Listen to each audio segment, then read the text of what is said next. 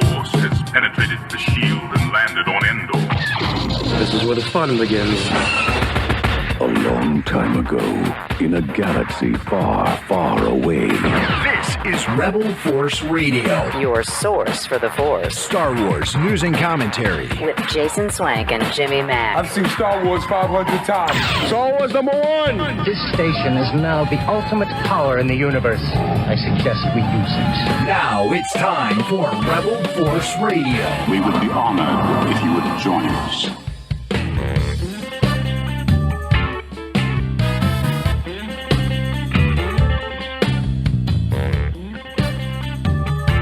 Oh, we got a surprise for you this week. Yeah. One of our favorite segments from back in the day is back on RFR this week. I won't tell you what it was, but I'll tell you, it's been such a long time that I actually had to ask Mac to send me the intro audio. I'll let you guess. We'll get to it later on in the program. Also coming up here on Rebel Force Radio for this week, we got some audio highlights from showrunner Tony Gilroy. He's been making the rounds, doing the talk show scene, and he's been, of course, talking about Andor, amongst other things. But we will be covering his comments about Andor, some tidbits about maybe season 2 as well. That's all ahead. We hope that you are enjoying the Andor series on Disney Plus, or at least as Star Wars fans, your curiosity is causing you to watch it. I think it would be a mistake to not watch this show. And I know some people are sitting out, but I think that's a mistake. Just like I thought it was a mistake when people sat out on the initial run of the Clone Wars a couple decades ago now. It seems like there were some people that said, I don't want to do animated Star Wars. It's not my thing. And guess what? You found out as we got deeper into the series that you were really missing out. And most people have caught up, but don't make that mistake. I don't think you should with Andor. Also, we hope you've been enjoying our catching up on Star Wars and pop culture. We've got another dose of that for you this week, and it's going to be a good time for all. So you're in the right place if you love Star Wars. We are your source for the Force. Myself, Jason, and with me, my good friend and yours from Chicago, Jimmy Mack. Hey, Jason. Hey, Star Wars fans. I'm glad to be back again for another round of Rebel Force Radio, our second round this week. I love the 2-show-a-week schedule. I really do. I can't get enough of Star Wars conversation and talking about new streaming series like Andor. You know, everyone has an opinion on Andor. That's all I'm seeing are opinions. You love it, you hate it. You have to tell the world. Now, with me, you'll hear what I love about it, and you'll hear what I dislike about it. The first 4 episodes for me were really great, and it was building, and then that 5th episode dropped. And that's when I sort of fell off the train a little bit. I felt like it was a real step back when the show needs to be propelling itself to greater heights. And the foundation has been laid, and we're just ready to see some good old action. You can only have discussions in breakfast nooks for so long in Star Wars before we start clamoring a blaster bolt or a speeder chase. Give me something I can hang my hat on. I was talking to a buddy of mine on at the day job today, and he said, yeah, I'm liking Andor. He goes, I just can't wait till we start seeing some lightsabers. I go, oh. I said, just wait till Mandalorian season 3. Right. You'll at least see a Darksaber. Said, I wouldn't hold my breath for any lightsabers. He goes, but isn't Darth Vader alive during this time? I'm like, a lot of people are alive during this time, but it doesn't necessarily mean that you're going to see them. But Jim, as I was saying, a lot of people sat out of that initial run of the Clone Wars. They were thinking it wasn't for them. And, hindsight being what it is, I think they missed out because, there were some episodes that weren't great, but there were some really mind-blowing episodes too as well. And I'm glad that I got to experience it with you and with other Star Wars fans in the moment. And I just don't want to see people make that mistake with Andor. I think that there's a lot of, I hear from people, or I see comments from people, and it seems to me that they haven't really watched the show or watched all of the show. And I think they're just kind of coming off as like, and they're just regurgitating some of the things that they've heard people who have watched the show say. And I just think they're doing themselves a disservice. But you talk about the breakfast nook. Yes, sir. Mystery solved, right? If you've been wondering, what was Cyril Karn? What cereal was Cyril Karn eating on Andor? And we are in Andor this week.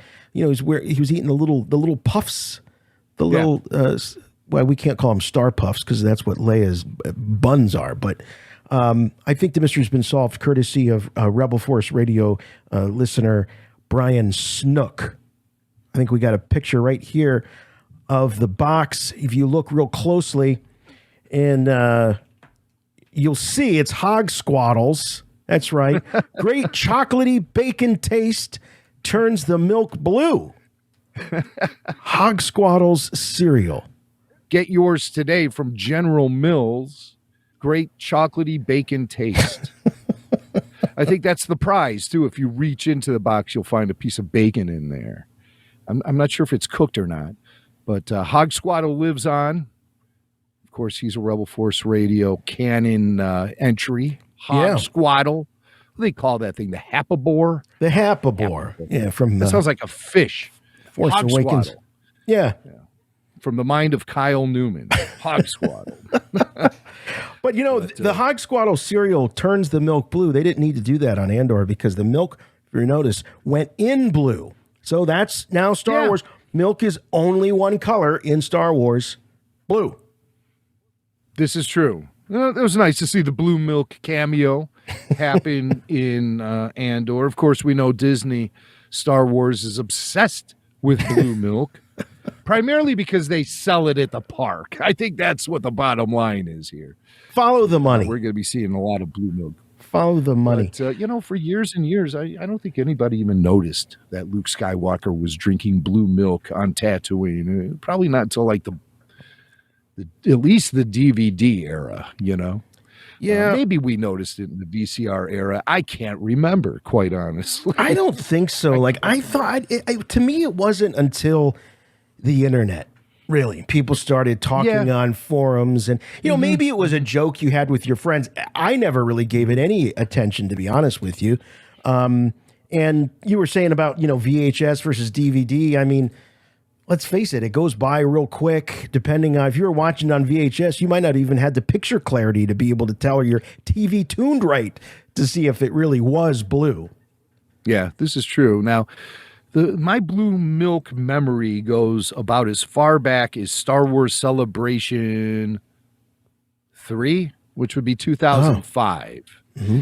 And the reason why I say that is because I went with my Billy Mack, obviously, and we took Michael Mack to his very first ever Star Wars convention. He was 6, and he had a good old time at that one. But I snuck some blue food coloring into my luggage and got him some. I poured him some blue milk. Blue is mine. Blue is mine. And because the milk is only blue at Star Wars Celebration, right? Yeah. So, but I remember explaining to him the significance of the blue milk, which I don't think his 6-year-old mind had wrapped itself around at that time. But he got a kick out of it, that's for sure. It's one of those things you always remember, you know. Well, it's great to have kids and share Star Wars with them. One of the things that doesn't get a lot of credit, you know, I look back and I think, oh, you know, the internet showed this to me, but Star Wars Insider showed me a lot. You know, they would always have really great high clarity, high definition, you know, images before you had 4K, before you had Blu-ray and things like that. So Star Wars Insider used to show you a good deal of things that you might have missed on your VHS. Yeah, that's true. I mean, that was really an important magazine. And if you want to hear some Star Wars Insider magazine discussion, the latest RFR Q&A on Patreon features myself and Joe Dallas talking about Insider, because Joe, he specializes in collecting Star Wars Insider. He has every issue going back to when it was the Lucasfilm Fan Club magazine. Wow. And he uses it as autograph fodder. So if he's going to a convention, he'll look at the roster of the guest star signing, and he'll flip through his Insider magazines and find them on the front cover and take the magazine to get signed. Great idea. Yeah. Why and buy he, an 8x10 glossy when you have a whole catalog of archived Star Wars Insiders? Yeah, we posted a bunch of his autographs. We posted a photo of it up on the Patreon page. And Joe is also looking for this Star Wars Insider exclusive. It was sold way back in the day, 20 years ago. Slipcases. Star Wars Insider magazine slipcases. They're very specific. They have a gold stamp featuring the logo of the magazine on the spine. And Joe bought a ton of them, but his collection has outgrown the slipcases. Oh. So now he's using nondescript slipcases alongside his official Star Wars Insider slipcases. And that's just slumming for Joe Dallas. So we need to, if anybody has a line on those slipcases, or we know people them. Over there. We know some people. I made some inquiries. Okay, I've made some inquiries. So I'm hoping maybe some warehouse somewhere in like Denver. There's a bunch of them in there. But so he's looking for those slipcases. So if anybody has a line on those, check them out. Speaking of collectibles, I have a few things that I want to thank people for. Number one, our friend the Jedi Yogi, John Marcoux. He just got back from Lawrence, Kansas, where he took his daughter. His daughter goes to school there. And he found a piece of Kansas University Star Wars merch that he brought back for me. It's a two-sided beverage can cooler. No, it's a koozie. A koozie, if that's what you want to call it. A KU koozie. Look at that. And so it's Darth Vader, and there's the Kansas University logo there. And on the back, it says, this picture of Vader says, Rock Chalk Empire. And I guess I should explain that. The victory chant that they use at Kansas basketball games and football games is Rock Chalk Jayhawk. Oh, all right. Okay. It's kind of weird. I guess it's some sort of acknowledgement that the campus is built on a hill of limestone. I guess. It has about as shaky a connection to Kansas University sports as the Guardians name does to their baseball team. But that fits. Yeah, I figured you'd get that sports reference, seeing that you're in Cleveland. But Rock Chalk. Cool. Dark Side? What the hell was it? Rock Chalk Empire. Okay. But so that was nice of Marcoux. But what I wanted to bring up to everyone's attention is that they make these can coolers for all sort of universities. It's just not a thing. Okay. So you can see that perhaps the university of your choice has these can coolers. So it looks like maybe they're exclusive, like each design is exclusive to a different university. Yeah. So visit wincraft.com to see all of their products. That's WIN craft.com. Looks like OSU is a BB-8. Is that what I see? Yeah, what else State was in there? There was a BB-8, OSU BB-8. Yeah, Ohio State. I'm sorry, the Ohio thank you. State Get it right. University. That's so pretentious. Florida Gator with Yoda. Do or do not. There is no try. What does the Ohio say? OHIO. That's what you guys chant at the games. You just spell your state over and over. That's right. OHIO. War so we don't Eagle forget. Empire. So I don't know what team that is, the War Eagles, but because I don't really follow college sports, I really don't. I did when I was in college. Stop. Now I got a postcard. This is a Phoenix postcard, sunny Phoenix. Okay, we know people there. This is from Tristan, and he says they had these for sale at the 40th anniversary presentation of Star Trek II: The Wrath of Khan. Ooh, only 4 remained, one for me and my brother, and one for Jimmy and Jason each. All proceeds went to charity. And what you'll see, it's a pin featuring R2 and 3PO that was on sale during the Star Wars Episode 1 3D release, the Phantom Menace in 3D. And so it's a little heart-shaped pin with R2 and 3PO there. And that's very cool. What does this have to do with the Wrath of Khan? Well, that's the irony. I recall these pins being sold when Phantom Menace 3D was out. So they're obviously just clearing their stuff. Oh, I Maybe see. They found a box of these in the back room or something. They're like, hey, we got a bunch of sci-fi nerds coming to the theater tonight. You got any stuff in the promo closet? Yeah. Yeah, we got these. Did you say it was Star Trek? Star Wars? It's all the same to me. It says Star on it. It doesn't matter. That's all that matters. Well, that's cool because I love that stuff, that, the premium theater merch, because it is, relatively low quantities, things like that. Just because they find a box in a warehouse doesn't mean it's not worth something. And it's certainly worth a lot to us since it's sent by a listener. So, so thanks, Tristan, and thanks, Jedi Yogi, John Marcoux. John Marcoux, the man, the myth, the yogi. All right, what do you think how about we check in with some voicemail? Yeah, let's do that. All right, see what people are talking about. You must contact me. Play back the entire message. What message? Message after the message. The Emperor commands you to make contact with him. It's a trick. Send no reply.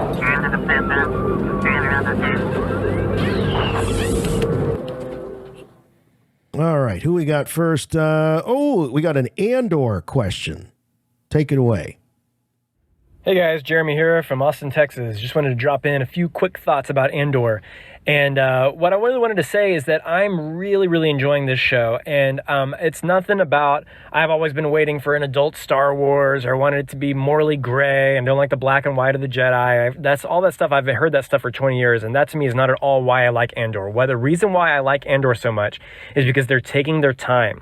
And it's not just that I want it to be slow, but they're actually having world development and world building. And something that I love about, George Lucas always populated the frame with so many random things, and he made the world feel so lived in that I just wanted to live there. And when I was a kid, I had all the, all the books and the guides to the characters and the vehicles, because I just wanted to live inside the world. And something that I've really not liked as much about Book of Boba Fett and Obi-Wan Kenobi is I felt like they rushed through that stuff. They skipped over a lot of the world building just to get to the next action sequence or the next cool moment. Oh, we got to have we got to have this happen. We got to have something cool happen. And so we're just jumping to that moment, and we're skipping a lot of the little things. Just like seeing Marva's house that looks totally like it's right out of the holiday special, and seeing all the little droids, and the guy whose job it is to bang the bell, even though you could have a robot do it, but you're having a guy do it. That's just very Lucas to me, very Star Wars. I love the world building, and I also love the character development. Think about all these characters we have on this show, and we actually know something about each character, and each character is interesting and on their own. And that's something that when I look at Book of Boba Fett and I look at Obi-Wan Kenobi, although it was fun to see those characters back, the other characters in the show, we didn't really ever get a feel for many of them, or they're really getting a feel for all these characters. And the other thing is that in this show, in Andor, they're actually talking to each other. And so many times in Book of Boba Fett and Obi-Wan, I wanted to know, why is he doing this? Why is Boba Fett taking over Jabba's palace? Why aren't we getting to explore Jabba's palace and see nooks and crannies, the world building, the stuff that we've been wanting to see? We didn't really spend much time there at all. Why are we not figuring out why does Obi-Wan feel the way he feels? Let's have him talk to someone about the way he feels. We didn't take the time for any of those conversations, but in Andor, we're getting the conversations, we're hearing why people are doing what they're doing, we're really spending the time with the characters in the world, and it just makes me really love every moment of the show. I want to put it on. I want to live in it. I want to watch it. I want to rewatch it because it feels so lived in and real, and I'm enjoying every moment. So great listening to you guys. Have a great day. Yeah. Jeremy likes to talk as much as those characters in Andor. I'm just kidding you, Jeremy. I have a couple of thoughts. The first is, I agree with you about Book of Boba Fett. The longer I'm away from that show and reflect on it, I do want to do a rewatch of it. But it does play like sort of a greatest hits reel, where they got a lot of really cool imagery and insert this, insert that, and what connects them all, isn't necessarily great. The things that they're connecting are all really fun and really cool, but the way they're connecting them doesn't necessarily add up. However, and I'm going to go on a limb and say, I think I know one of the reasons why there's not a lot of verbose moments in shows like Book of Boba Fett and Kenobi. There's a lot of reasons, but here's one theory I have. I think it's very intimidating for writers to put words in the mouth of these iconic characters. And I think if you can get through 6 episodes of Kenobi and have him do as little talking as possible in terms of, he's gonna sort of narrate things as they're going along. But as far as the introspective stuff that you're talking about that's happening with Andor, but I think they're a lot more reluctant to do that. And I would say the same is probably true for Boba Fett. But Jim, there's so much more leeway and freedom, I think, for writers when they're dealing with characters that have less of a canonical weight to them. Mm-hmm. This voicemail makes me consider what Kenobi would have been like if Tony Gilroy wrote it, or his brother. If it was a Tony Gilroy production. With Obi-Wan being in exile, it makes it kind of difficult for him to be having these conversations. Sure, they could have given him a friend or something, but even then, I think us as a fan base would have been a little shaken by that. Why is Obi-Wan talking to person X so much and revealing so much about himself? I felt like when we watched the Kenobi series, the baggage we take into it as far as spending 45 years with this character in a couple of different iterations really filled in any of the gaps. And I felt like Ben Kenobi was doing exactly what I always imagined him to be doing, and I didn't need anybody to hold my hand and explain it. With Boba Fett, on the other side of the coin, people were complaining he was talking too much in that show. You're right. Am I right? Yeah. Put the helmet back on and shut up. Right. Even Tamora Morrison said something about it. Yeah. And people claimed that he was a man of mystery. He was a silent guy who kept to himself and said very few words. So that kind of in itself creates a little bit of a box for the creatives working on the show. And the Boba Fett show, that really took a bold move in having him become a Tusken Raider and stuff. This is stuff I would have never dreamed of. However, there are elements of that Boba Fett series that do come off as very cartoony, especially when you match it up with Andor. Yeah. And I fear that if we keep taking different stabs at Star Wars without maintaining any of the consistency that has made the franchise what it is for the past 4.5 decades, then we're going to be dealing with a very schizophrenic sort of franchise that doesn't know what it wants to be. And that makes me a little nervous. And I worry that Andor is going to open up the door to all of that. Would you say that there was more consistency prior to Andor? That Andor is the odd one out? Yeah, well, absolutely. Even Rogue One had more connection to the Star Wars universe on a whole than Andor is trying to do or attempting. Somebody wrote a pretty lengthy kind of rebuttal to some of the things that I was saying in the after show. And again, I really look at a lot of my statements on Andor as more in terms of observation and not necessarily criticism. So I hope people are riding shotgun with me as far as that goes, because it may sound like I'm complaining, but I do like Andor, and I want to see where it's going. But I hate television that doesn't go anywhere. And I'm sorry, but episode 5 of Andor did not do anything to propel the story or the characters or anything. Everybody says it's a slow burn. It's a slow burn. I thought episode 5 was just slow. Forget the burn. No burn. Slow. There's no burn. There's no burn because nothing progressed in that episode. It was filler. Well, some might say it was character development. Well, okay. Yeah, but nothing changed my perspective of any of these characters. We just spent more time with them, which is good to get to know them better, I guess, but it doesn't change. That's a good point. It did not. Yes, you're right. We did get to know them better, but there were no big surprises. Like, none. Now I'll never look at this guy the same way. Right. Yeah. We already knew there was tension with Mon Mothma and her husband.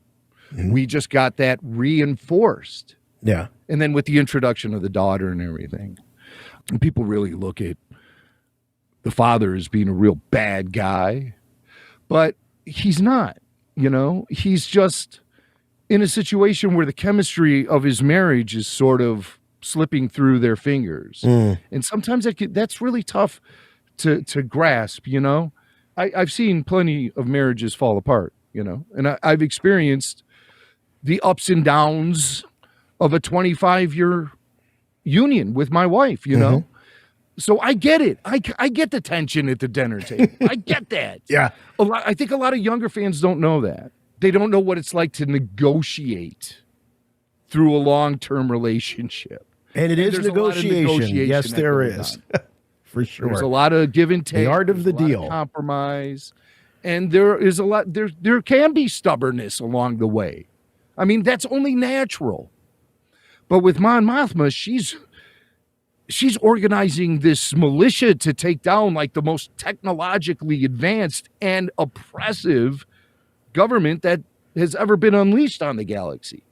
And what most people don't know is that government is fueled by the dark side of the Force. Right. I just want to remind people because we've stripped all the mystic away from Star Wars with the Andor show, We've stripped all the mystic away to the point of where it's very ordinary and much like everything else on television.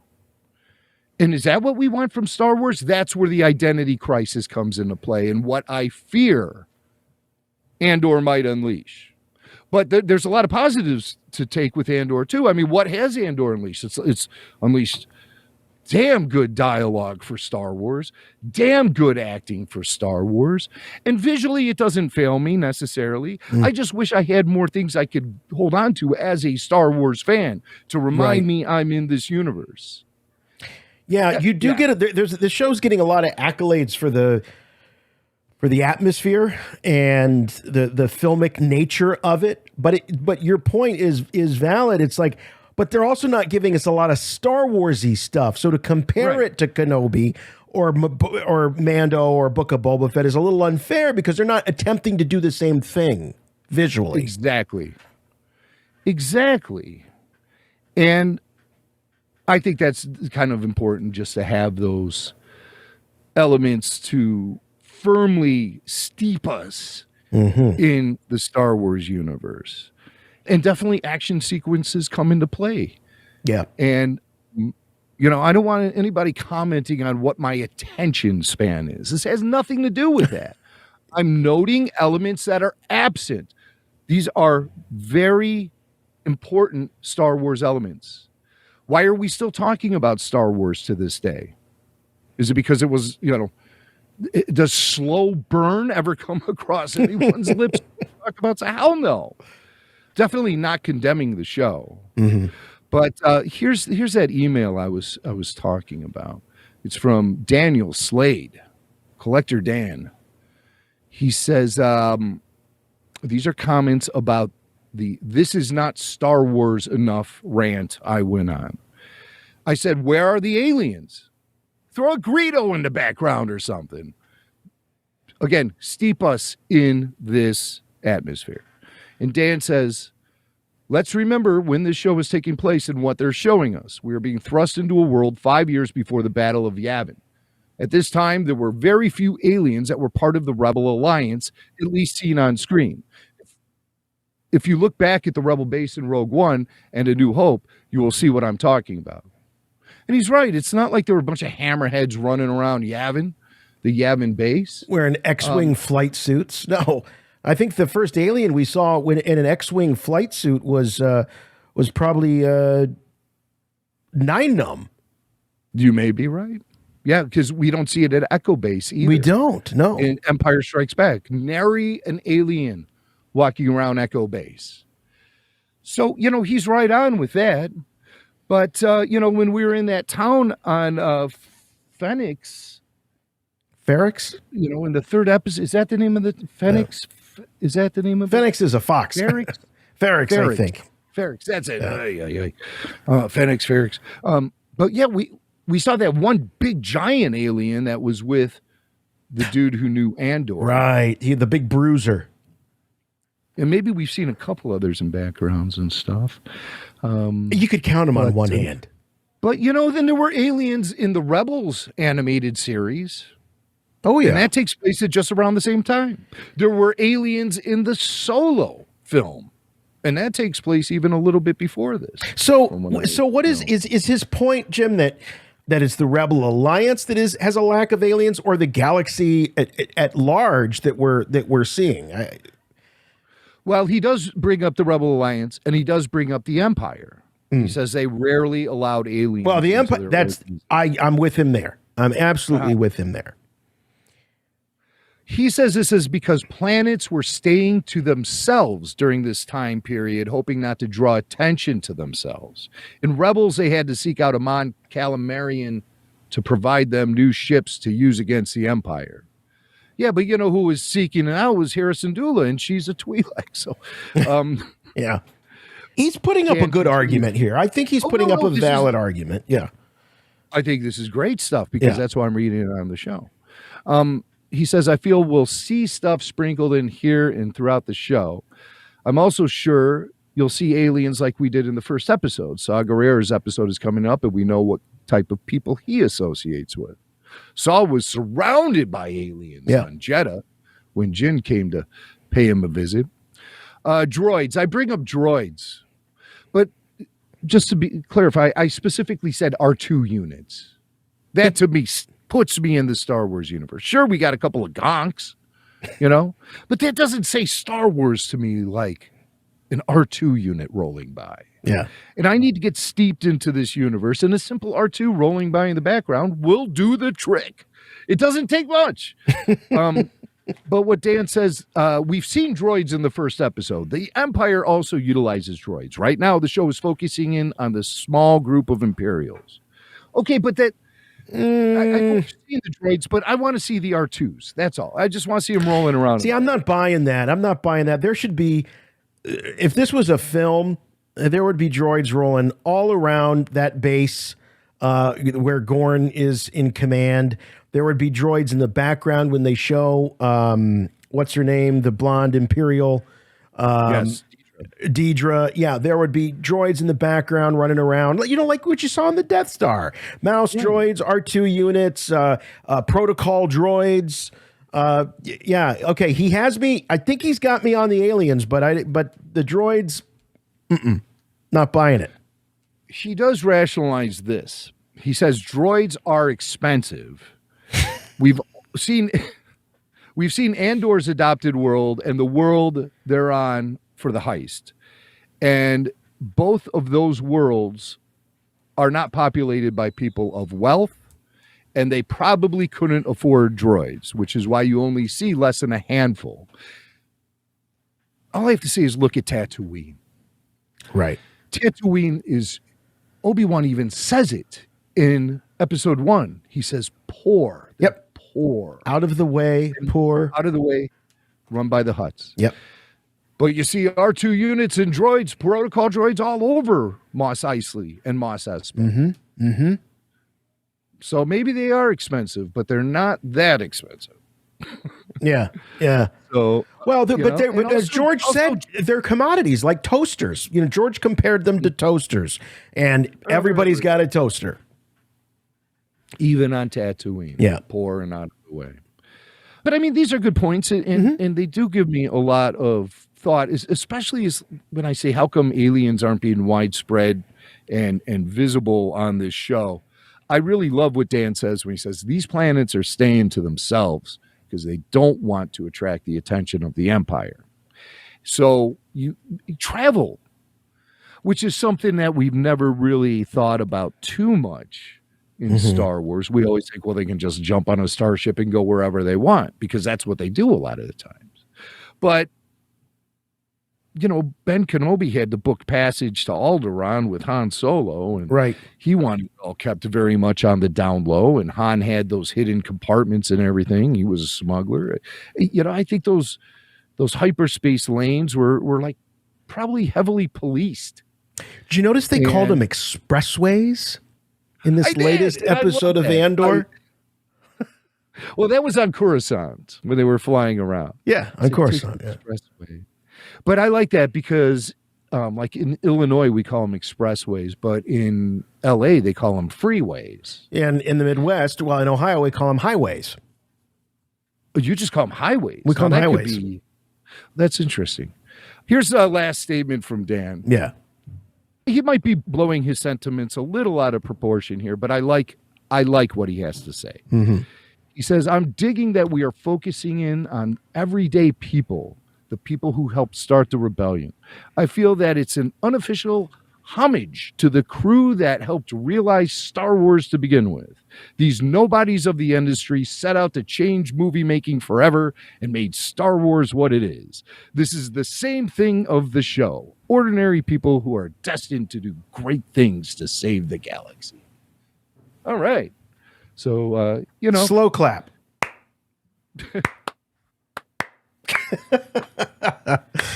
I love the passion behind the words. Yeah. It's great. I like when he's, glorifying this a little bit more than it might need to be, but that's just how he's perceiving it. It's kind of like, that's how I perceive the I hate sand line from episode 2. Everyone derides it so much and everything, but I think that's an in-joke from George Lucas, reflecting on the times he had to take his film crews out to Tunisia or even to Yuma. I think that's just sort of a meta in-joke that George Lucas dropped in there. And I think if you look at it that way, it's easier to digest. That's really George talking when Anakin says that. Yeah, but thanks for your thoughts and opinions about Andor. I can't wait for next Wednesday when the next episode drops. This week I might have been a little cranky too because I finally stayed up till 2 a.m. to watch the episode drop. And at 2 a.m., the impact of a show about nothing really hit you hard, man, at that point. Well, yes, when you've sacrificed a few hours of sleep and nothing happens, and you're right about that in this episode. Yeah. That doesn't mean that it's not enjoyable, but nothing concrete really happens. And as you point out, even though we get more character detail, it's not anything that really changes what we think or know about the characters. Nothing. We just spend more time with them. And what we already knew about them gets reinforced. Yeah. But we don't have anything that propels the story forward at all. Now, this upcoming week, we're going to hit the midpoint of season 1. And I think they're going to give us a big show. A big show. I hope so. Oh my God, I'm getting my hopes up so much. And if they are treating this, as it's been reported as 4 different trilogies, then we should be hitting the climax of the second trilogy here with episode 6. So we'll see. Well, let's spend some time with showrunner of Andor, Tony Gilroy, and see if we get any insight into the hows and the whys of this new series. I have good news for you, my lord. That's good news. Come closer, I have good news. All right, Tony Gilroy, he's making the rounds, and he appeared on a couple of podcasts. The first one we're going to listen to highlights from is Q&A with Jeff Goldsmith. He discusses those Kenari flashbacks featuring the young Cassian, a.k.a.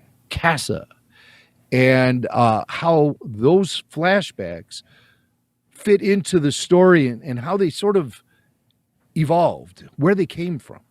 It came originally from a pretty mundane motivation. I wanted to explain his accent. I mean, we're doing a show and it's going to be real. Trying to make a real show. Where's that come from? So that was the first place. And then I think once I started sketching Kenari and what would be there, he says, I've been in this fight since I was 6 years old in Rogue. That's one of the things that we do know about him. We sort of we're kind of hewing to the PowerPoint ideas that we have about him in Rogue. And so he's at 6 years old. So he's 6 years old, and I got to explain his accent, and got back in there and started doing it. And it started to come together when I realized I could link the rescue from Kenari with his rescue from Ferrex. When I realized I could marry those two things emotionally together, I got very excited then. And that's when I really, mapped it out. Aha, so they had to explain. That's interesting. I had to explain the accent. I wonder why. Yeah. I wonder why they felt that burden in a galaxy that's loaded with all sort of weird accents. We've never needed an explanation for why Maz Kanata sounds Kenyan. Right. We've never needed an explanation for why all the Imperials in Obi-Wan are British. We've never needed an explanation why Qui-Gon sounds Irish. What? What did you say? We never have explanations for American accents or even Southern American accents. Well, I don't know. They just came out of nowhere and it just deflected off the surface. Almost there. Almost there. Now, come on, guys. I mean, why do we have to start explaining things like that? As a matter of fact, Cassian Andor's accent,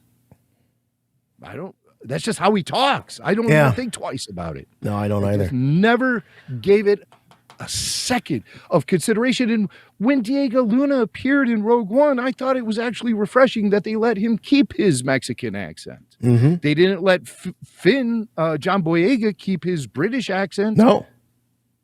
They made him do an American accent. But they let Daisy Ridley keep her British accent. I didn't need any explanation for why either of those two had different accents. So why the necessity to explain Diego Luna's? Because he's the only Mexican-sounding guy in Star Wars? I don't know. Yeah. Yeah, it's odd. But what Gilroy says at the beginning of the clip is, he goes, well, we're trying to make this real. We have to explain this. So he's not approaching it the way other Star Wars creatives have approached Star Wars, where they have to explain those things. So, Gilroy comes from a very grounded place as a storyteller. And if he was doing another Bourne Identity movie and a character showed up with a Russian accent, you'd have to explain why he had a Russian accent. So yeah, it all comes down to his specific approach. Yeah. Where really, I mean, and there's something to be said for that too, because he's not leaving any stones unturned. He's trying to steep it in reality as much as possible. Clearly. There's no attempt to steep it in Star Wars. All the attempts are being made to steep it in reality with a Star Wars skin on it. Interesting. Yeah. It really is. But I never thought twice about Cassie. No, I didn't either.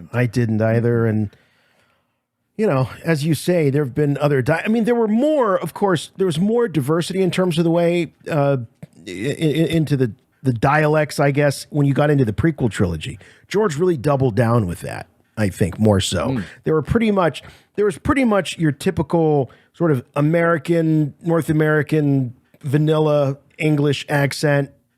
And then there were the Imperials, and they all had sort of a British lilt to the extent that they even tried to get Carrie Fisher to deliver her lines with a British accent, since she was in those circles of government and royalty and all of that. So clearly there was I don't want to say an agenda, but there was purpose behind the accents if they were going to go so far as to have Carrie do a faux British accent. Another famous faux accent that I think really needs some sort of explanation is the thing Natalie Portman was doing in the prequels when she appeared in front of the Senate. And she's like, "We must liberate the Naboo."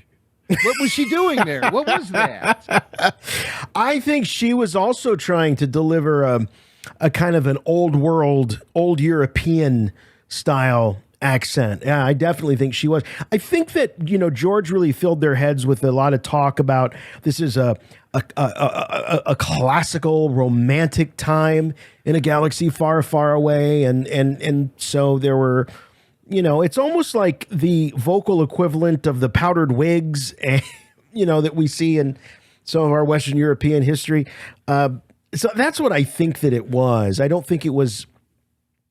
it also, Jim, could have been a way to make her more compatible with her doubles. You know, if they were Okay. all sort of putting that affectation on their voices, you know, they're all doing the same impression. I don't know. Those are just, my thoughts, but you're right. It is an affectation for sure. Well, you can call it an affectation, but I think Natalie Portman just sounded weird. She did. I mean, she just sounded very, very, very bizarre, you know? Be sure her heart goes with you. Uh-oh. I know that ring. Yeah. Let me take this. All right. 1 second. This is going to be All quick. right. I Okay. swear. Yeah, I don't know how quick it is. Max is going to take the call. We know who it is. Hello? Nat? Oh. Okay. Was weird a wrong choice of words, Natalie? I didn't mean to. That was weird. Oh my God, she is really. She's really laying into me, man. Oh God. Yeah. Well, she worked a long time. I'll definitely choose a better choice of words when Probably describing dialect coaches and everything involved. Yeah. Swank says you had dialogue coaches. Is that true? I'm just guessing. No. Don't bring me into this. You're gonna do what to him? You're gonna take his MeUndies and do what? Nat? Hello? Nat? Boy, she always leaves on a high note. You must have bad connection, I'm sure. There were coaches involved. Oh. You were right. Okay. She confirmed that to me right now. Uh-huh. She said, "Do you know what an atomic wedgie is, Swank?" Because she's not happy with you, man. Oh, man. All 90 pounds of her. Like, yeah. Natalie. In the meantime, more Tony Gilroy on Q&A with Jeff Goldsmith. He's really hitting all the big talk shows these days. I'm sure that Jeff Goldsmith is some industry dude that he is. Tony knows. Yeah, I'm sure. Everybody's got a podcast these days. So they talk about the character of Cassian and his journey and how that is really what the series is focusing in on. So when we talk about things like it's not Star Wars enough, we're not seeing Darth Vader or Palpatine or Tarkin. That's not what this show is all about. To see that kind of childhood trauma, right? So he has a trauma before we even meet him. The whole trauma. How do these kids get there, and what happened to the parents? And then he has the secondary trauma of all that deep a trauma, and then never fully heals. And so he's turned into the guy that nobody, he's that guy in your neighborhood that everybody used to love, but nobody wants to see. And boy, don't get near my wallet, and I'm not letting you borrow my car, and don't date my sister. And so he's not just lying to everybody else, he's lying to himself. This is about a show about somebody has to grow up. I mean, he's going to grow up, he's going to become a revolutionary, he's going to become a leader. How does that shitbag become a leader at the end of these 5 years? That's our show. I love that idea that the poster for Andor says, and Disney Plus, Andor. How does a shitbag become a leader? I didn't see, I got to say what Tony is talking about is an interpretation of the character that I didn't really have from the outset. I didn't see him as an S-bag. I didn't see him as a, what did he say? A guy that everybody loves, but nobody wants to be around. It was kind of an odd characterization. I don't know, but you made the point a couple of times on the after show that it's really our experience with Cassian in Rogue One that creates any kind of fondness that we might have for the character. That for you so far, the character hasn't really done much of anything to sort of earn your love or loyalty or anything like that. What have they developed for him? Maybe a sense of sympathy because he was. It appears he was a refugee orphan, and he was adopted by Marva and her husband Clem. And what else do we know about him? He's looking for his sister. Yeah, he was separated from his sister. He is he's a murderer. He killed those cops. Right. What else do we know about him? He's shifty. A gun for hire. He's definitely shifty. He's always spinning. Even before he became a spy for Luthen, he was making up all kinds of stories, roping his friends into those stories. And where did it get? What's his name? The guy that was dating his old girlfriend, and he fell down the stairs. I don't know. Tim. I thought I was thinking Tom. No, Tim. Yeah, got Tim killed. And it brought down a cascade of brutality on his planet, and Marva being sort of interrogated there. So he hasn't really done much, to benefit the people around him. It seems like they all sort of sacrifice for him in a way. Friendship with Cassian, I think, comes with some baggage too, because he approached that guy on the work site with the gloves, and he wanted that guy to be Cassian's alibi. Right.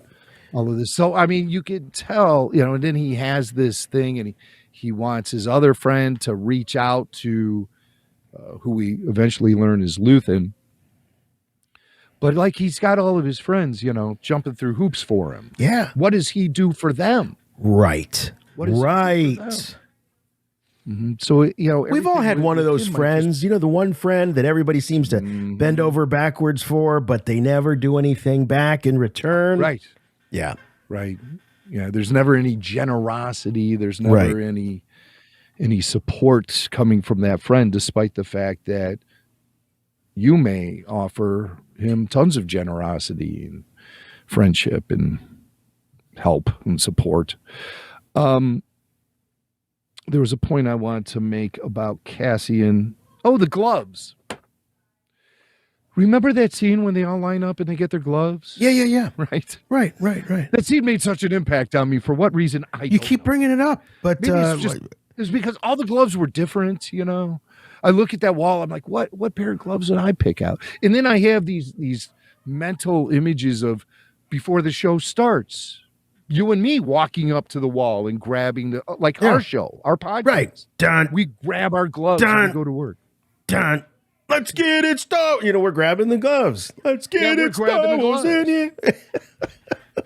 But also with my mental image, we also come down fireman poles, but that has nothing to do with Andor or this conversation, but it's fun to think of. But remember that scene in Rogue One? It's when we're first introduced to Cassian. It's right before he murders that guy, a rebel sympathizer. Oh, yeah, in Rogue. With a gimpy arm. Yeah, as Tony calls it, Rogue. Well, they're surrounded by those stormtroopers, and they're demanding ID. And Cassian goes, just to distract him, he goes, "Oh, I need my gloves." Why did he need his gloves? But I was just wondering if it's a pair of gloves from that wall. Oh. We're seeing the origin of Cassian's gloves that we never actually see. And Gilroy promised us that there wouldn't be any of these connections. And damn it, now we know exactly where those gloves came from. What an Easter egg. Yeah.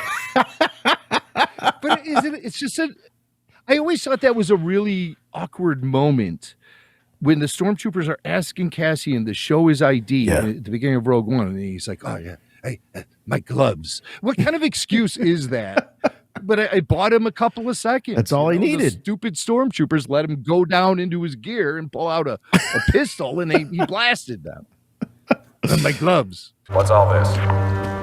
Come on, let's see some scat docs. Yeah, of course. Just my gloves. What? I'm going to try that next time. Like a cop pulls me over for speeding. Oh, sorry. Let me see your driver's license. Oh, yeah. First, my gloves. Let's see how that works. Bing, zoom. They wouldn't like that. So, yeah. Gloves and Cassian. That's where somehow the clip of Tony Gilroy talking about Cassian's journey and growth, it led to a conversation about the gloves on the wall. Once again, all roads lead to the gloves. All right. Here's Gilroy talking about Cyril Karn, who is, I think, becoming a bit of a favorite. He's one of the more compelling characters so far. There's a lot of mystery about him, and I think there's more than meets the eye. Let's hear what Tony says. I have really deep affection for Cyril Karn. There's some characters that are they're gonna test my affection as they go along, but Cyril, I always write him sympathetically. Cyril is not confused. He sees the path, and the path is to do the right thing, and everything should be clean and tidy, and the uniform should be proper, and his boss is just a lazy jerk, and the people below him don't work that hard. And the corporation that I'm presenting in Andor is kind of a threadbare, on its ass kind of corporation, and that's what's happening in canon at that point in time in the Empire, is nationalizing all these corporate planets. And so they use what happens with him, his up, they use that as an excuse to come in and absorb. So he's not only ruined his own life and all his careerism, he's also ruined the corporation. It's a complete debacle. I wouldn't describe him yet as a fascist. I think he's a careerist. I think he's just that guy who, he's not on the spectrum or anything, but there's rules. And if we're going to have rules, I want to follow them. And why don't people play by the rules? He's not a political person at this point. His issues are really of personality. He likes things to be proper, and obviously he's obsessed with finding Cassian Andor. So he's the man who's ruined his life. His journey and his path is as interesting as anything that we have in the show. Okay. All right. Well, a lot of enthusiasm for the character of Cyril Karn. And that's obvious given, I think, how well he's written and just the evolution of the character and the way it's being sort of stretched out. I think that we're meant to believe that there's a lot more than meets the eye with this character. Yeah. Cyril Karn. It's got the juice. When I tried it with butter, everything changed. I love corn. Oh, the juice. Okay. All right. I can't get enough of that kid, man. I can't get enough of that kid. It's got the juice. The juice. I only saw that video once, and it made a huge impact on me. Yeah. Adorable. Cyril Karn. Yes. Or Serial Karn, as some people are calling him now. The obsession with Andor. Okay, that's something that gets very reinforced in episode 5 of Andor, when there's a cutaway to Cyril and he's staring at that hologram. Oh, yeah. Of Andor. Yeah. So we get that. He may be defeated, but he's not finished.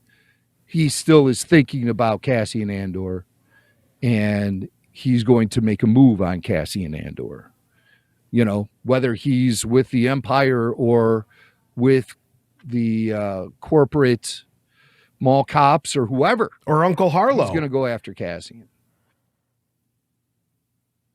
Uncle Harlow. Some people are speculating that could be some code name for Luthen. Mm-hmm. Mm-hmm.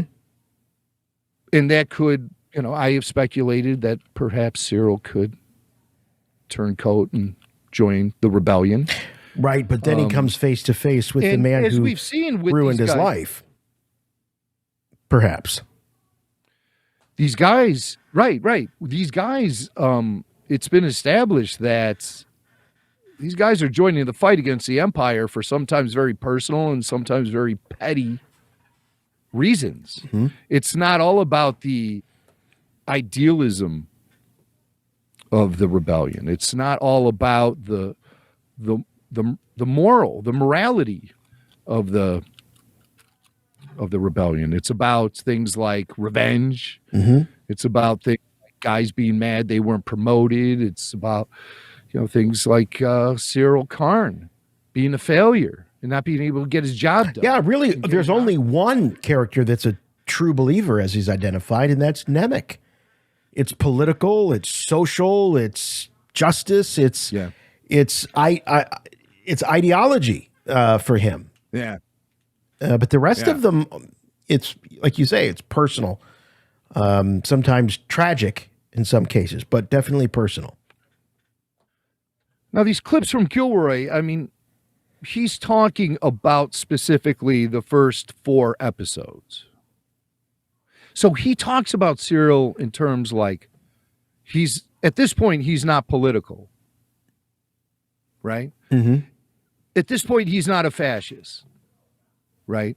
So he said at this point, which to me provides clues about how this character is going to develop. Is he going to develop into a fascist, politically minded guy? Or is he just going to be fueled by revenge, the desire to do the job right? Yeah. Maybe that's something that's fueling his obsession with Andor, is the fact that he got a shot at Andor and blew it. So he wants a rematch. Mm-hmm. It's like any good prize fighter. He wants a rematch. Right. And he won't be able to relax until he gets that. And then maybe if he gets the rematch and fails again, he can live with it. But I don't think Cyril can live with his failure right now, especially with that domineering mother of his. Oh, my gosh. And hanging out in the breakfast nook with her. What a nightmare. What a nightmare she is. Yeah. Kind of like the Albert Brooks movie, Mother, that had Carrie Fisher's mom, Debbie Reynolds, in it. You know, shades of that. Now eat your hog squaddles. Shut up and eat those hog squaddles. They're good for you. You don't know. Yeah, So, she's got a little Cyril bit of Karn. that voice. I noticed too. You know, she's smoked a few death sticks in her day. I'll say that. Probably right there in the breakfast nook, I'm sure. All right, so switching he's one to one. sources here. Yes, He's one to one. Mark Maron's podcast. Now we're jumping over. So yeah, Mark Maron. He's Tony Gilroy's on the Mark Maron show. They talk for about an hour and 15 minutes and spend about 5 to 10 on Star Wars. Mark Maron doesn't really seem to be very into it, but there is discussion, and it's interesting stuff. This is Tony Gilroy giving us some sneak peek, maybe some hints about season 2, where it is in development, when is it going to start shooting, and possibly maybe a little tidbit about the plot. We're going to do 12 more. We start shooting in November. So the first 12 episodes take place over 1 year, taking this character from being a complete loser and nowhere, just an absolute nobody, and turning him into a revolutionary over 12 hours. And then the second 12 episodes will be over the next 4 years, walking him into the movie of the rebellion, and as the revolution coalesces and all the, I mean, I get to use everything I ever studied about, every revolution I ever read about. It's the breadth of the material that we can deal with and the amount of stories I can tell and the intricacy that I can build. It's very exciting to work on a canvas this big. It's almost like I've been a short story writer. It's like a symphony. Well, yeah, it's almost like you've been a short story writer your whole life long, and now you're writing a novel. It's really what it's like. So he's pretty jacked. Yeah, you know, when you said at the top of the program, when we first started talking about Andor, you said, you know, or maybe you said this on the after show this week. I can't remember. We're doing 2 shows a week, folks. You said, you know, of all the characters to get a show, and not just to get a show, but to get a 12-episode debut season, the longest season we've had in live-action Star Wars television, and a guaranteed second season. So not only is this a bit of an odd choice for a solo show, we could call it, pun intended, but to have the guarantee of the second season. And when I hear Tony Gilroy talking about how jazzed and pumped he is, I think that's how they lured him in. I think they gave him whatever he wanted. And I think he said he wanted the larger canvas. I think he wanted to be able to build it over a couple of seasons. And that's what he got. And the others, when you look at them, they're not as established as Tony Gilroy. I mean, other than Jon Favreau, not even close. They greenlit 5 seasons of this show. Each season was supposed to take up a year of Cassian Andor's. Wow, that was the initial deal. Rogue One. So talk about slow burn. Imagine what that series would have been like. 60 episodes. You know, we get a whole episode of Cyril and his mom in the breakfast nook eating hog squaddles. But no, it was determined that was too unwieldy, too big of a commitment for guys like Diego Luna, sure, and who's having a Tony Gilroy big career. Diego Luna, yeah, right. And we probably won't see Andor season 2 until 2024. They're going to start shooting next month, and I believe shooting the first 12 episodes for season 1 took about 7 or 8 months. Interesting. Yeah, so that'll take up counting special effects work or anything like that. So that puts us, you're right, squarely into 2024 before it could be on the air. So it'll probably be a 2-year process from shooting till premiere of season 2. And so that puts us, if we're doing 5 seasons of Andor, that would mean a season dropping every other year with, 2 years leading up to season 1 and then 2 years in between each season. A year in between each season. Well, I guess so, yeah. Right, yeah. I'm thinking more from like the premiere date of the first episode of the season. Mm-hmm. So Diego Luna, that's a decade of his life. And he might age out of the character. So I think they have to be careful about that. And they didn't want the commitments. These guys have decent film careers and they want to do other things. And 10 years is a lot to ask for a single series like that. TV series go on longer than that nowadays, tell me Grey's Anatomy is still on the air. That thing's been on the air for like 20 years. So it's not unheard of. But with a show like Grey's Anatomy, it's an ensemble cast. This is a show about one dude. So kind of hard to pull off a 10-year commitment for a TV show. And that's why they're only doing the 2 seasons. Yeah. All right, one more clip here from Mark Maron. Oh, okay. This is kind of a nice one because we think about Tony Gilroy. He's like this outsider and he's going to do things his way. And he's said many times he doesn't consider himself to be a Star Wars fan. He's not steeped in the mythology or anything like that. He just has an opportunity to present us with a drama based in this galaxy. But the galaxy itself is not the priority for Tony Gilroy. So when I hear him talking and stuff, I'm always like, does this guy even want to be working on Star Wars?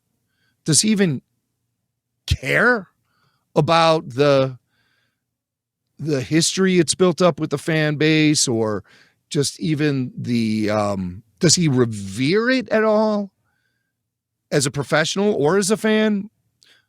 I never thought so. It always seemed like he was talking about Star Wars as if it was something that he had a certain amount of disdain for almost. But to hear him talking about this Andor project, he does reveal it's been quite inspirational. It's just this chance of a life, this canvas. What I'm getting to do right now, I'm not slumming, man. I am not slumming. I'm writing as hard and as high and as hot and as complicated as anything I've ever done, but I get to use this odd, organism, this host organism, this body. You mean the Star Wars universe? The frame, and I have a canonical framework that I stick in, this 5-year period that I can both use and I can pervert in a really interesting way. But I also, it's literally like, I'm not saying I'm writing War and Peace, but I have the chance to have something of that scale. I get to write about the 5-year period where this major revolution is going to coalesce, and this fascist imperial power is doing everything it can to crush it. And I have carte blanche in that. I have, we did 12 hours. I have 190 speaking parts. It's a lot of dialogue. It's a lot of dialogue, and it's a lot of Star Wars history that Tony Gilroy is responsible for and writing. Yeah. And, he sounds like a kid in a candy store a little bit. As a writer, but not as a Star Wars fan. As a matter of fact, Exactly. he doesn't even use any Star Wars terminology when he talks about the franchise. No. Never. No. And I'll be honest, I don't know how I feel about that clip. Yeah. Yeah. I have a bit of a hard time. He says I can use this organism. He doesn't even call it a franchise. He doesn't talk about the foundation of almost 50 years of fans. He doesn't acknowledge any obligation to fans at all. No. None. No. Very different from, say, Ewan McGregor coming out and talking about the commitment to fans. John Favreau, Dave Filoni. He doesn't do that. He even says, I can pervert it.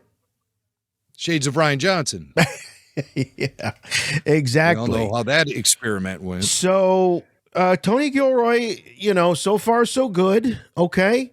But I don't know. To me, it feels like he's using Star Wars just as much as Lucasfilm is using Tony Gilroy. Yeah. It's a symbiont relationship. Yeah. You must see it. But there's something.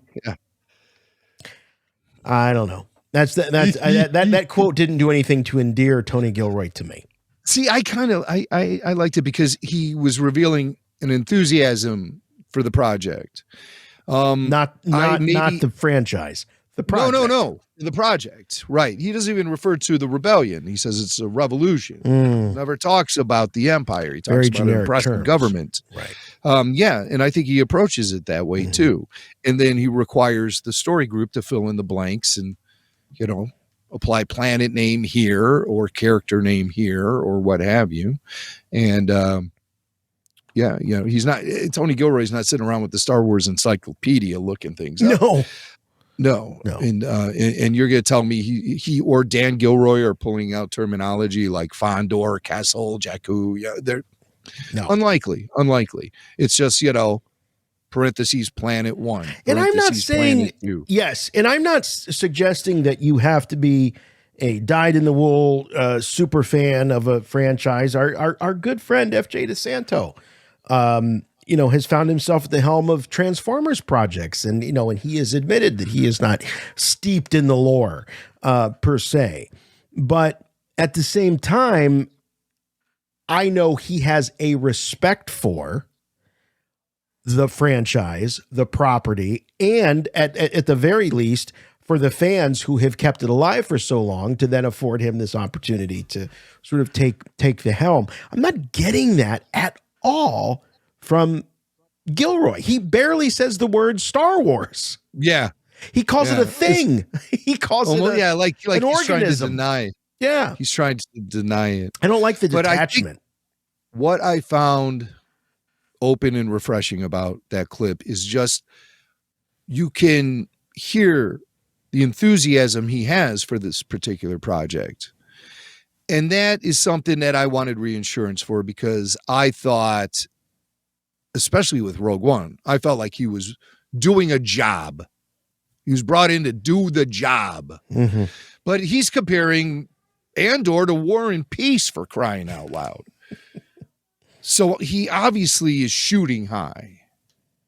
He obviously is. Yeah. But when you hear things, he says, I can use it, I can pervert it. Then I'm like, this is a big experiment, isn't it? This is a big experiment to see if Star Wars is capable of providing mature and cutting edge programming that could be placed alongside HBO dramas. And he says he has carte blanche. Carte blanche. Well, yeah. That's why when there's fan resistance for Andor and you read it online, you see it on Twitter or anything, the Lucasfilm people are being really quiet. Nobody's being called a man baby. Nobody's being called a racist or whatever they do whenever any criticism comes toward the series. And I think they're doing that because they look at it this way. This is Tony Gilroy's thing. He can take the bullets for it. This is Tony Gilroy's thing. Lucasfilm doesn't have to feel not the responsibility, just the sensitivity, because it's not directly theirs. They got ultra sensitive about The Last Jedi because that was the most Lucasfilmy production of Star Wars. Right. Rogue One was ILM, and then Gilroy came in. So and then episodes 7 and 9, J.J. Abrams' Bad Robot joint. Yep. Solo, nobody wanted to take responsibility for that. Nobody wanted to take accountability for that. Except Ron Howard. I think Ron Howard manned up and owned that film. Yeah. Well, he was very happy by the payday. He got paid more for Solo than any other movie he'd ever directed. Wow. He's not complaining. No. What does he care? Plus, he got to play in George's Sandbox too, which is something he probably wanted to do. Right. But couldn't bring himself to do. But he never was full of excuses, and lesser men, lesser people would have come out with a whole buttload of excuses. He stuck to his guns about being proud of the movie, and he's looked on the bright side, I think, the whole time. So that, my hat's off to him. Mm-hmm. But yeah, buying a couple extra houses, it probably didn't hurt the deal. No.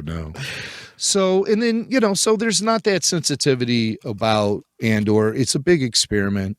I think the critics like it because it's not Star Wars. The fans, I like Andor. I want to reiterate that because I am being critical. But again, I'm trying to base my criticisms more in observations than me being some frosted fanboy who just wants to hear himself complaining. Mm-hmm. And the reason I'm being so observant about this is because for months, if not a couple of years leading into it, we were told that this is going to be a very different kind of Star Wars. So, let's put it under the microscope. Let's see what works and what doesn't work. I wish that Andor just had a little more of a balanced approach. Just a little bit more balance as opposed to just like sweeping Star Wars under the rug, which I think it does. Maybe just embracing certain elements of the franchise within it would go a long way in providing some of that balance while still being a different take, an edgier take, a darker take, a more mature take. Yeah. Yeah. And after hearing Gilroy's comments, that detachment from the franchise in a real world, from a real world point of view, I think is very much connected to the detachment in universe, in world of Andor to the larger Star Wars universe. So I think life is imitating, or art is imitating life in that sense. So I definitely see some symmetry between the philosophies. Yeah. And I'm just wondering, as an experiment, what kind of impact is this going to have on the future of Star Wars storytelling? Mm-hmm. Will we be getting these varied takes where it's like, I wonder what kind of Star Wars show this is going to be? It's almost like how the Bond movies have sort of been looked at through history. You have some Bond movies that are very gadget reliant, some Bond movies that don't have the gadgets. Some Bond movies feature the humor, some Bond movies don't. It depends on who's playing James. Mm-hmm. And also, just where the production is at. And it sometimes reflects, the Bond films have sometimes reflected our own real world situations, Cold War versus non-Cold War and things like that. And so I could see, there does seem to be a proclivity for those for certain creatives within Lucasfilm to want to reflect our times, quote unquote. Yeah. The times in which we live. And well, the Bond films, that's a hallmark of the Bond films. Sure. Star Wars films are meant to be timeless. Right. We've said it a million times. George Lucas wasn't making a saga for kids of the 70s. Right. George was really making something for kids of the 40s and 50s, like himself. That's right. He was making the thing he wanted to see. The thing that made Star Wars apply to modern audiences was the way in which it was put together, the technology and the special effects.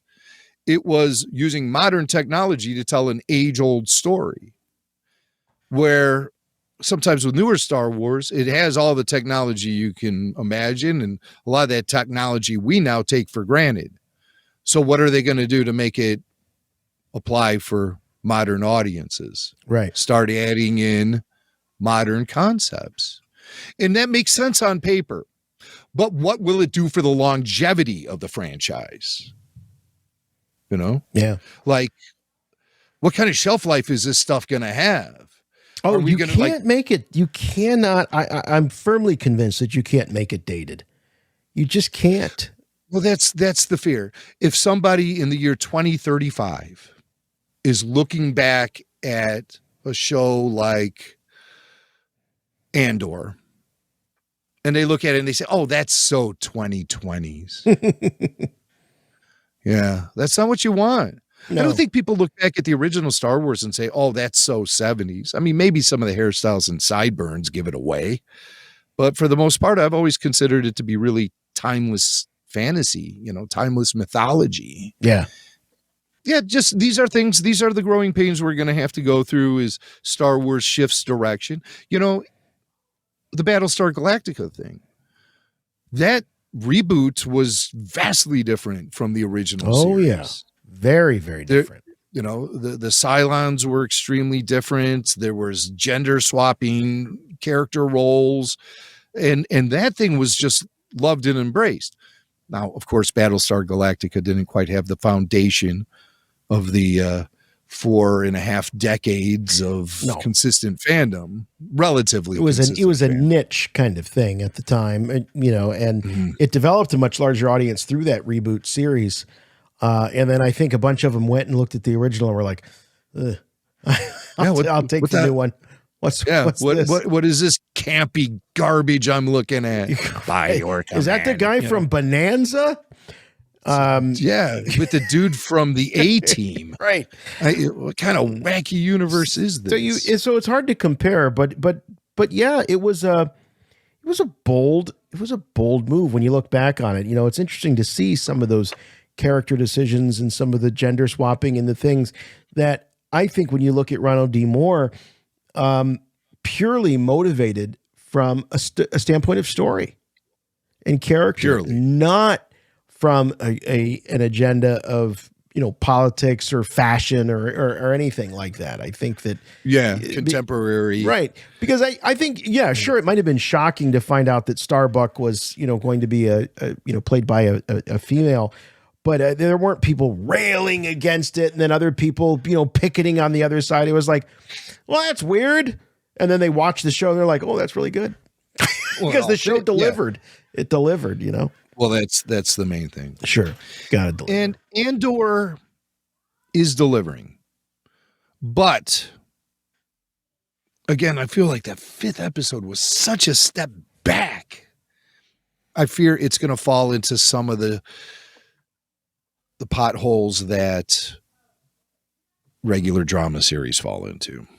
It's just like, oh God, you know, how much more pillow talk are we going to have? Let's get some action going. The last thing there we needs want to be a better balance. Yeah. The last thing we want is for a Star Wars television series to be like any other television series. That's definitely not what we want. We don't want it to be interchangeable. That's for sure. Right. All right. Well, let's move along and let's get into some Star Wars and pop culture. How's that sound? Let's do it. Rebel Force Radio. We've already made that Star Wars reference. Your source for the Force. Star Wars parody. Now, if you listen to the after show this week, you might have been tipped off about our first Star Wars in pop culture highlight here. I guess we can call it a highlight. But somehow this Jeffrey Dahmer Netflix series came up in our conversation, and Mac goes, well, you know, there is kind of a connection between Dahmer and Star Wars. And I'm like, no, say it's not true. You're telling me that there is a Star Wars reference in the Dahmer Netflix miniseries? And he's like, yeah, there is. Yeah, there is. So we might as well. Yeah. Oh, well, it requires, I guess, a little bit of setup. Oh. He's in his creepy Milwaukee apartment, and he's got some guy drugged up and out cold on his bed, and he's talking to the. Oh God. Well, I shouldn't say bed, just it was a mattress. Okay. And he's there, and Dahmer's talking to him as a movie is playing. They're watching a movie. Well, Dahmer is his victims. Guy's like eyes rolled in the back of his head. Right. He's unconscious. He's conscious, but he can't move. Yeah. He's paralyzed. Yeah. It's just a typical movie night at Jeffrey's. And this is from episode 2 of the Dahmer series on Netflix that everyone's talking about. Rob wrote in and said, this might not be RFR friendly due to the context of the show, but my fiance is making me watch the Dahmer show on Netflix. Thought I'd share. There's no clip on YouTube. Even YouTube doesn't want anything to do with this Star Wars reference in Dahmer. But let's hear it. Just watch the movie. Have you seen this? Return of the Jedi. The Emperor is so f***ing cool. You see my contacts? They're just like the Emperor's. Got him at a costume shop in Kenosha.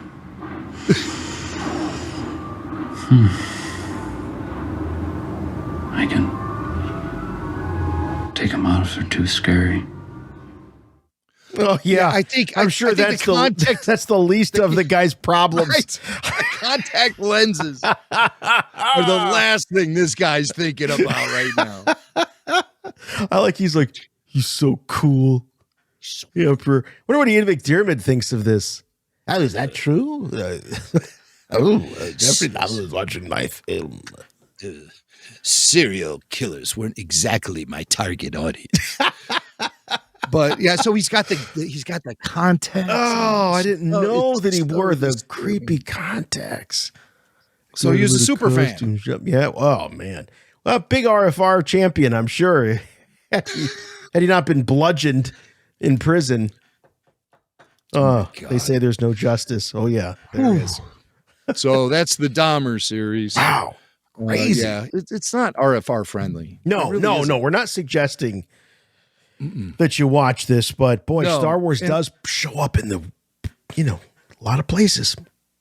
Yeah. And imagine my shock was I'm sitting there watching it with my family and he's like, Return of the Jedi. I'm like, oh God, no. Because you want to watch this thing and then forget it. And now Jimmy Mac's in the RFR Sound Lab. He's pulling out the audio. He's scrubbing it's more than that episode. It's more than that. As a fan base now, we have Dahmer associated with us. Lord. And I don't like that. I don't like my family looking at me going, so these are the type of people you're trying to appeal to. No! All right, he's not one of us. I have a Jeffrey Dahmer connection. Do you want to hear about it? Well, he did grow up in Ohio. Yes, he did. And he went to the Ohio State University. Yeah. Until he got kicked out. Right, till he was kicked out. But he lived in Morrill Tower. That's the dorm. I also lived in Morrill Tower. Yeah. And I lived in the same suite of Morrill Tower that Jeffrey Dahmer lived in. You get out! You had the Dahmer suite? I had the Dahmer suite, baby. Had the Dahmer suite. I'm scared to ask what it smelled like in there. I think that I don't think he was ballsy enough to actually do any of his deeds while he was living in Morrill Tower at the Ohio State University. But now the one thing that they would not tell us is which room he lived in. They would let us know which suite, and I was in a suite with four other rooms. So it was a suite of 5 rooms, and I was one of the 5. Yeah. Who were your roommates? Like Son of Sam, John Wayne Gacy? You know what? They were all. I'll tell you what. This is the great irony: is all my suite mates were Ohio State University football players and basketball players, and Swank. I'm telling you right now, you definitely had the Dahmer room. You definitely did. This all makes sense. It all makes sense now. It's all coming together. Oh my Lord. I'm going to need a shower after this show. Oh, you know what? Okay. We've got the perfect palate cleanser here. What's that? The Great British Baking Show. Oh, the Great British Baking Show. A lot of people told us about this. It was from the season premiere, the new season of the Great British Baking Show. It's on Netflix, and it has an opening skit that is a Star Wars skit where you have the hosts of the Great British Baking Show dressed up as Star Wars characters, and it's filled with puns aplenty. Oh, yeah. So let's just check out. This is just a little brief highlight. I say when I make those quote mark highlight from the Great British Baking Show Star Wars skit. Oh, you just burnt my pie. It's fine. It's a little on the dark side. Oh, I think my fruit sponge is ready. Anyone? Nah. I think you'll be eating that flan solo. Oh, man. Groan. Grumble, crumble. Flan solo. Wow. Yeah. That pie's a little on the dark side. And they got a lady dressed up as Chewbacca. It's a real hoot. Yeah. The Great British Baking Show. Never seen it before. I'll never see it again. Unless they do another Star Wars thing. But yeah, if you're into that stuff, watch it, and you will enjoy the flan solo. Mm-hmm. All right, here's an oldie but a goodie. This comes from Roman. Roman says he's got an entry for Star Wars and pop culture. It's a deep cut from Paul Thomas Anderson's Boogie Nights, celebrating its 25th anniversary this year. Oh, thanks for making this clip relevant for us. We're celebrating the 25th anniversary of Boogie Nights, Jason. Wow, I didn't realize that. Yeah, and we actually have video for this too. Oh, this is a video. Yeah. Oh. So you might want to get that loaded or whatever you have to do. Whatever I have to do. Okay. Roman's email. Yeah. Roman says it's a scene in which Don Cheadle's character Buck is trying to sell a stereo system to a hesitant customer, but it's clear he doesn't know what he's talking about. You ever have those salesmen who are trying to describe to you what they want you to purchase, and they fail in every aspect of the description? They make stuff up. Oh yeah, well, sure. I think that's what Buck is doing here in this scene. He tries to sweeten the deal to boost the bass with an additional feature that has a familiar name. So the technology involved in this 1970s stereo system has it has a special feature on the stereo that will definitely recognize the terminology he uses as a name for the feature. As Star Wars fans, we'll get it. We'll get it. I have this very unit in my home. Really? Yes, I do. But of course, I got it modified with the TK421, which kicks it up another, I don't know, maybe 3 or 4 quads per channel, you know. But that's technical talk. That doesn't really concern me. The TK421. Now I've seen that movie a few times, and I never caught that. Great flick. Yeah. I love Burt Reynolds in that movie. Oh, yeah. He's fantastic in that movie. And, of course, Marky Mark, Don Cheadle, Dr. Stephen Brule. John C. Reilly.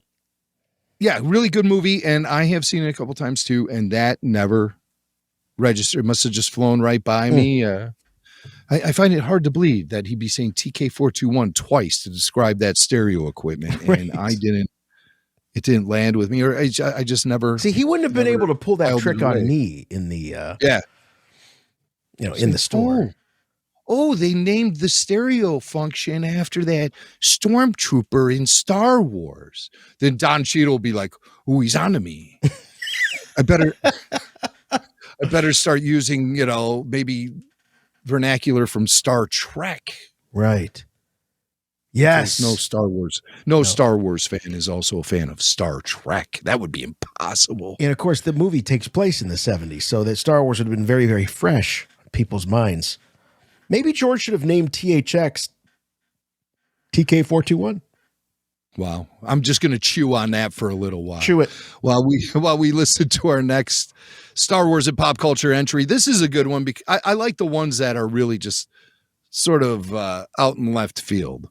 This comes from Philip Elke, who's a big Formula One fan, and he was watching F1 TV's Will Buxton, who may or may not have outed himself as a bit of a Star Wars nerd by making a Star Wars reference during the Formula One French Grand Prix preview.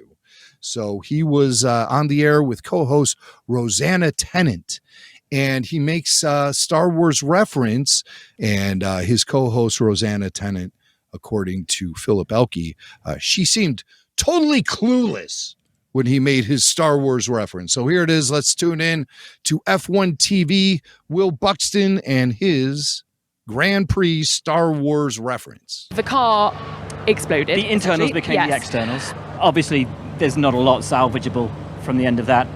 The engine cover looking like all that was left of Darth Vader's helmet that Kylo Ren kept. It's almost like a barbecued fish as well. Yeah, a little bit. Yeah. Well, she didn't run with it, did she? No, she just went for barbecue fish. Yeah. I think his analogy of the Vader helmet going into the sequel trilogy era, which you don't get a lot of Star Wars and pop culture references referring back to the sequel trilogy, but he's throwing down, dropping the Kylo Ren, Darth Vader. Well, I've seen many racing crashes, and the carnage left behind sometimes does resemble Darth Vader's melted helmet, as seen in Episode 7 and Episode 9. But she was totally clueless. She thought. Now, do you think that Darth Vader's melted helmet resembles a barbecued fish? No, I don't either. But Will Buxton, he rolled with her comment more than she rolled with his. That's for sure. Yeah, we see who he was the like, real "Oh, professional did I say is that? here." Did I say that out loud?" Now I want barbecued fish. Yes. Okay. So that's going to wrap up our Star Wars in pop culture segment this week, the proper Star Wars and pop culture. But we have a little bit more pop culture to lay on you, and it's going to come from Star Wars legend Lando Calrissian, Billy D. Williams. This is Billy D. Williams, Lando Calrissian. It's time for the quote of the week. There it is, Billy D. Quote of the week, back on Rebel Force Radio. What do you got for us this week? He's back. The Billy D quote of the week was a regular feature on our podcast for about a decade, I'd say. And I mean, it just got to the point where we really just drained all of the water out of the swamp. It was just like there's no more Billy D quotes to really tap into. I mean, we were trying everything, but it just got to a point where we had covered it all and there was nothing left. And that was a 10-year commitment we made here on Rebel Force Radio to capturing all the great Billy D quotes in history. But Billy D, he's in his mid-80s now. He's getting up there. And while he did appear in The Rise of Skywalker a few years ago, he's been largely quiet. I mean, we see him in conventions and things like that, but he doesn't really do much in terms of acting anymore. No. Except voice acting. And he was tapped to provide the dialogue for Lando Calrissian in the LEGO Star Wars Skywalker Saga video game that came out earlier this year. And everyone was so happy to see Billy D back and voicing the character in a video game. And while it's a lot of fun to hear him voice the character in the video game, it's much more fun to listen to his raw recording session that I have here. I've acquired. This is raw audio from the LEGO Star Wars Skywalker Saga. All of Billy D's quotes from the game, and there's a lot of them. So strap in. We're going to throw it at you montage style. And so you'll be hearing nothing but the voice of Billy D. Williams and probably occasional laughter from myself and my co-host. So there we go. Get it. You really got to do this, huh? Yeah, I still got it. Yeah, I'm experienced in this sort of thing. What have we here? What a beautiful day, full of beautiful people. I think I earned the right to say no to this one. That'll do the trick. That did not feel good. That ain't me. Sorry. You'll have to ask someone else. Sure thing. But if you're looking at winning another one of my ships, you'd better unlook. You hear me? Seeing that thing has given me an idea. Picking on an old man, huh? Okay, let's give it another shot. Oh, I remember these. Oh, I got just the trick for this. Now we're cooking. Nice. I best not show this to Han.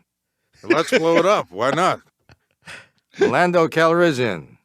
Yes, that Lando Calrissian. Just hands off the cape, okay? I've dealt with bigger crooks than you. If I hit it right in the sweet spot, then we should be in for a party. I'd do this when I was back on Bespin. Good times. I couldn't even do it for all the credits in the system. I couldn't do it then, and I can't do it now. I can see to this if you'd like. I almost have more of these than I do capes. Hey, that was freaky. Hey, I prefer Galactic Entrepreneur. Thank you very much. Hey, I can still pack a punch. Heads down, people. It's gonna blow. I never get bored of this. Everything you heard about me is true. Deal me back in. Chewie, hey, if you ever get bored following Han around, let me know. You and I could be running the galaxy in no time. No way. Hands off my capes.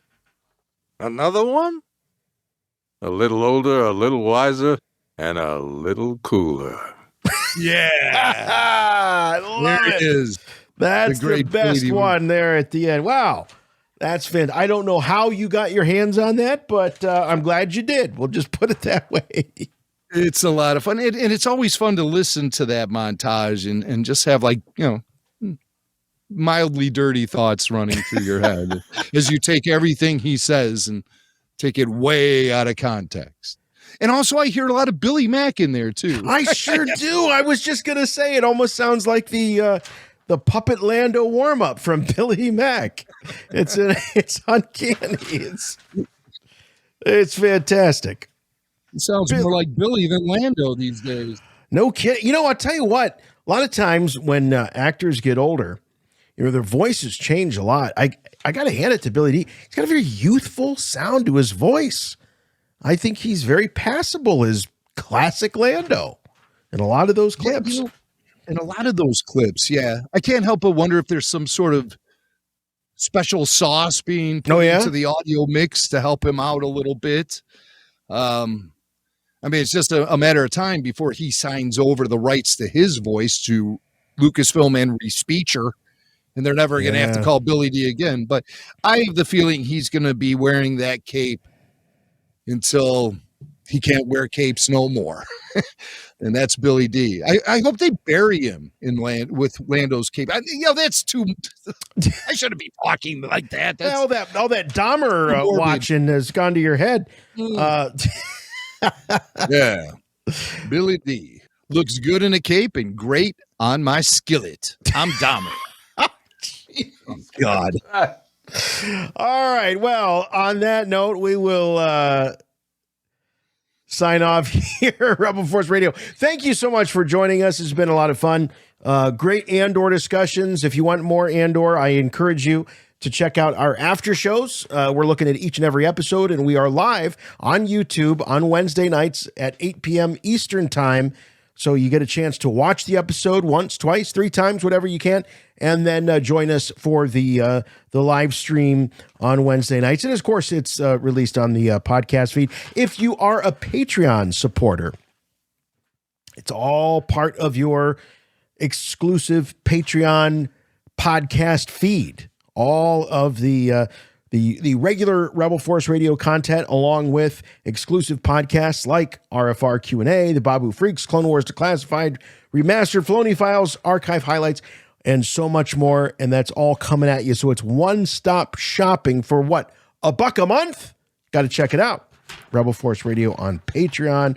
Also, if you try to call in during one of our live streams, you can jump to head to the queue. Just identify yourself as a Rebel Force Radio Patreon member to our call screener, and we'll make sure that we get you on the air. So all those details at patreon.com/Rebel Force Radio. Big thanks to our sponsor this week. Please check them out. buyraycon.com/RFR and use code RFR. That's buyraycon.com/RFR. Code RFR. Check us out on YouTube. As I say, that's where we do our live streams. Those are exclusive to YouTube. Plus, there's video highlights of the podcast you're listening to. By the way, I should say, if you're interested in watching this podcast, the only way you can do that from start to finish is if you are an all-access member on Rebel Force Radio's Patreon. So check that out. But we do release highlights from time to time on the YouTube channel. Plus, we span 15 years worth of Star Wars podcasting, and there's a ton. It's a virtual archive of Rebel Force Radio highlights and great interviews from years past, including interviews with some of those that have passed on and gone into the netherworld of the Force. Also, you can check out full show audio. Those are released on the RFR YouTube channel as well. We love to talk to you in between shows, so if there's a question or a topic that you want to throw at us, you can send it to show@rebelforceradio.com via email or leave us a voicemail, just like you heard earlier in the program. And that voicemail line is 708-320-1737. That's 708-320-1RFR. We're on all the socials. We're on Facebook. We're on Twitter. We're on Instagram.